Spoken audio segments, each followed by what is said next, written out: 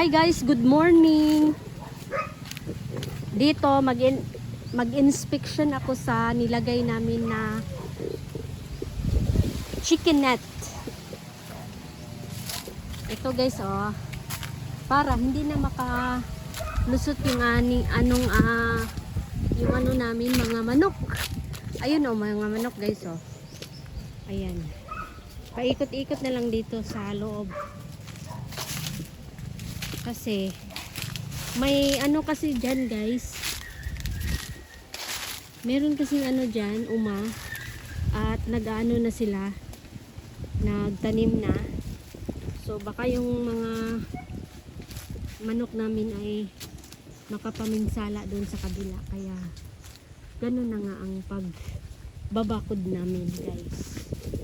So guys, ay, kakatakot man to, oy. Ay. So ito guys, pagpatuloy natin. Ayan, ang nilalagay namin is yung kamuting kahoy para pagtubo merong maani na kamuting kahoy. At saka sa side naman to guys ay mga gabi. Yung gabi na gagawing laing. So yun na nga guys, dito kami. Ayan, medyo malaking ano to, chicken net, chicken fence ang ginagawa namin para yung aso din guys hindi na makatawid. Ayan, makukulong na yung aso dun sa kabila. Ayan, paikot guys, paikot. So dito, siguro pag umulan, maglagay na rin kami dyan ng kamuting kahoy. Sa ngayon, matigas pa yung lupa guys. Kaya, yan na lang muna yung bakod namin. So marami ng bunga yung kalamansi dito. May aantay naman na ha-harvest in the future. So guys, pag itong nabili namin na chicken net, according to the 6 feet daw ang taas, pero parang hindi umabot sa 6 feet. Siguro nabatak siya, kaya ganyan lang siya kataas. Pero at least hindi na masyadong mababa.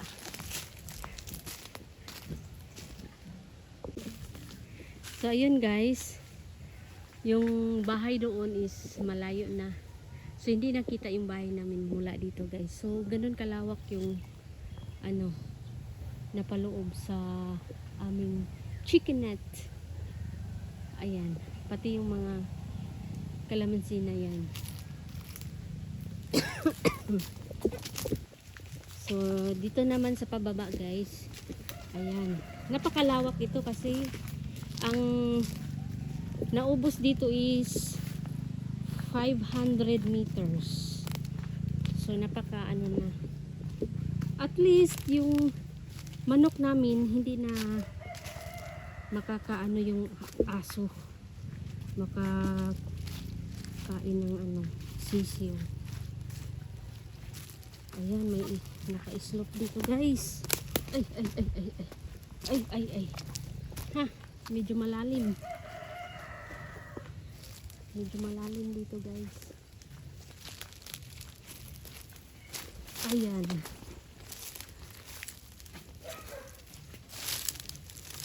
Ayan. So dito may kanal guys kasi may din. Ay, oy. Lumukso ako mula doon guys, oh. Ayan, malalim. So yung kawayan na yan napalabas na. Kadalasan dyan yung mga manok. At dyan din yung aso. Andyan na. Dyan din kadalasan yung aso mag-abang ng mga sisiw. Ayun. Dito na kami sa likuran ng bahay. At mag-detour tayo dito. Ito naman yung ano guys, yung talungan namin.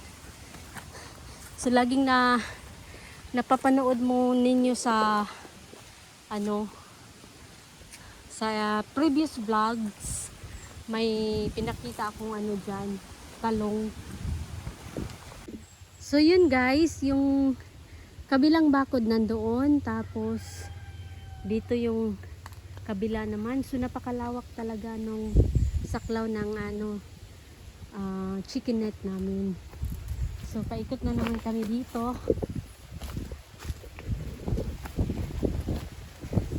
Sige guys, patuloy na lang natin guys.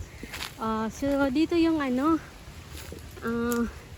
may creek din dyan. Daluyan ng ano yung irrigation. Ayan guys. So dito yung silihan namin. Silihan, mga tanim na sili. So kailangan pa ito ng dilig. So dito naman tayo dito guys sa gilid. Ayan. Ha! May nakalabas na manok. So may nakalabas pa rin na manok guys, pero babalik din naman yun sila. Naghahanap kasi sila ng pagkain talaga. Pero at least alam naman nilang bumalik dito. Kasi pag mga native chicken, nakakalukso talaga yan sila.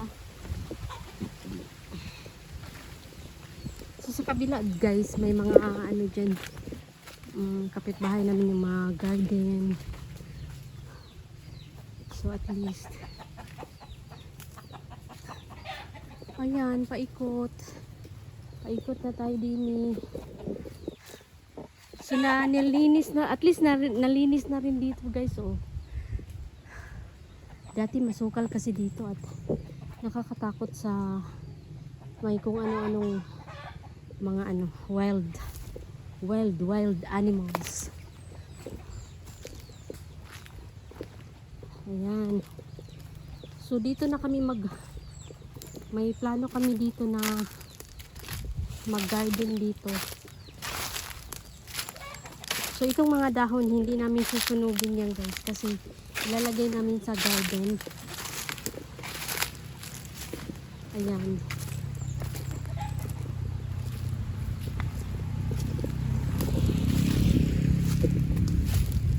So andito na guys, dito na tayo sa pinaka ano.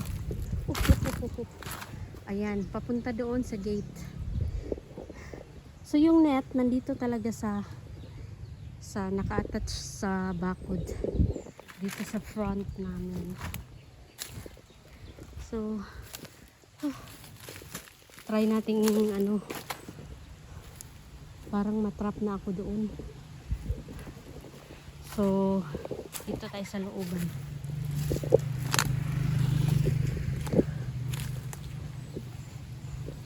So yun na nga guys. At least ang mga manok hindi na sila masyadong lumalabas, kasi hindi maganda na mga manok nasa labasan.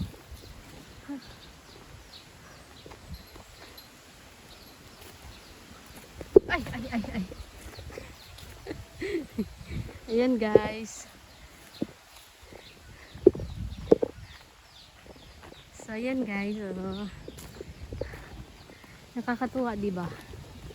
Parang safe na at a bit safe na talaga yung aming ano paligid. Kasi yung predator talaga guys, gusto nilang kumuha man lang ng sisiw. Halos araw-araw nawawala yung sisiw.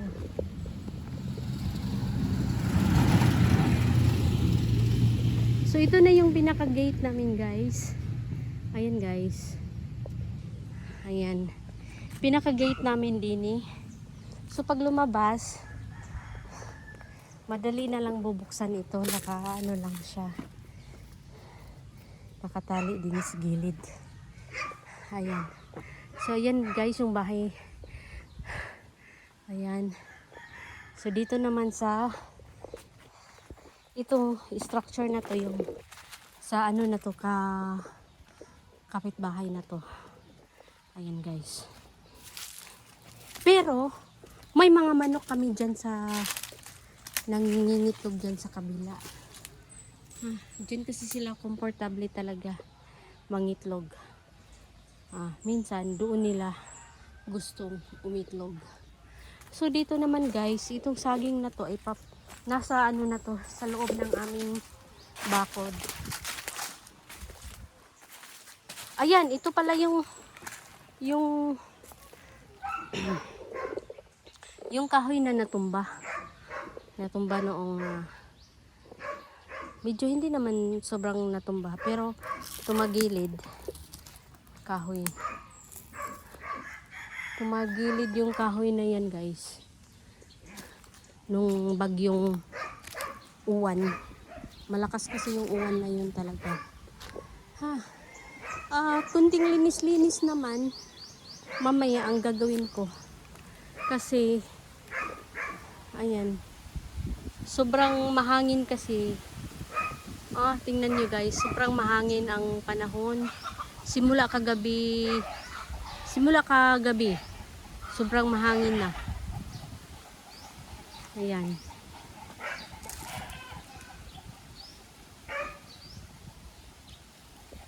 May kulungan dito ng mga ano guys. Pag may mga humiwalay na mga sisiw, dyan na namin nilalagay. Ayan. Tapos nilagyan ko ng dahon kasi sobrang init ngayon ang panahon. Nakakaawa naman yung mga manok sa loob. Ito pala guys yung mga ipot na ilalagay namin sa garden. So konting ano na lang, no? Slowly but surely gagawin namin yan. So in the past few days kasi grabe busy ang mga tao. Kaya mag-aantay naman itong mga ipot na to. Ayan ang mga manok guys, nandyan na sila. Hindi na sila nakakarating doon sa sa labas ng gate. Ayan. Diba? Guys, may ipapakita ko sa inyo yung mga alaga naming ganso, yung bibi at saka yung pato. May nakalagay kami ditong yung swimming pool nila. Improvise lang siya. Kasi gustong-gusto talaga nila maligo, guys. Sa isang araw, ilang beses maligo sila. Tuwang-tuwa sila pag nakaligo. Parang healthy sila. Ayan. So dyan guys, yung may lumang bahay dyan. So sa kabila naman yung ayun. Sobrang mahangin ngayon din eh. Ayan ang aming mga manok. Ayan, natapos na silang nangitlog kaya nagpapahinga sila guys. Ayan guys, nag-aantay sila ng feeding na ulit mamaya. Ayan. Ayan. So iikot ako din guys. Hoy, saan ka pupunta hoy? Hoy! Nanina!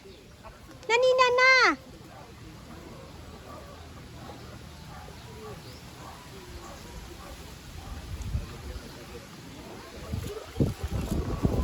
Ayan, nagpapahingalo sila guys. Ayan.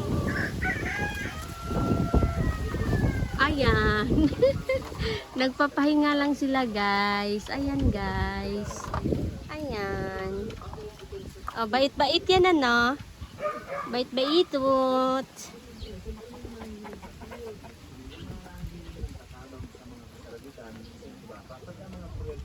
Ayan, dito naman sa kabila, nagpapahingalo lang sila. Ang bait-bait naman, ang bait-bait. Ang bait-baitot. Ang bait-baitot. So, ayan guys. Ayan sila guys. Ayan sila guys. Ayan sila. Oh. Bakit Bruno? Na-stress ba ikaw? Huwag kang ma-stress muna dyan. May susunduin akong ano guys. Manok. Na napulupot yung paa niya sa ano straw. Ay. Napulupot ang paa sa straw. Baka masabit siya kung saan. At delikado mamatay. So, susunduin ko guys. Tatanggalan ko siya ng string.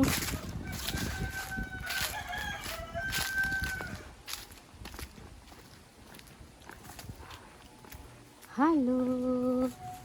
Halulu halulu. Halula haluli. Halulu.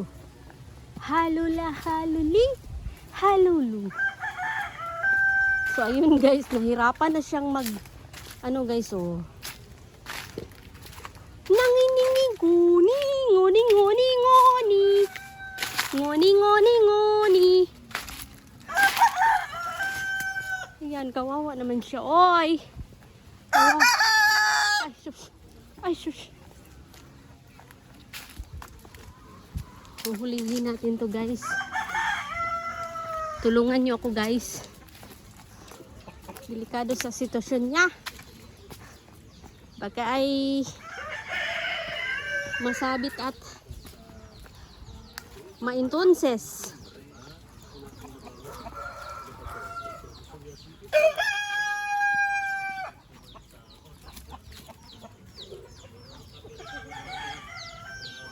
Nanganini, nangana. Nanganini. Nanganini.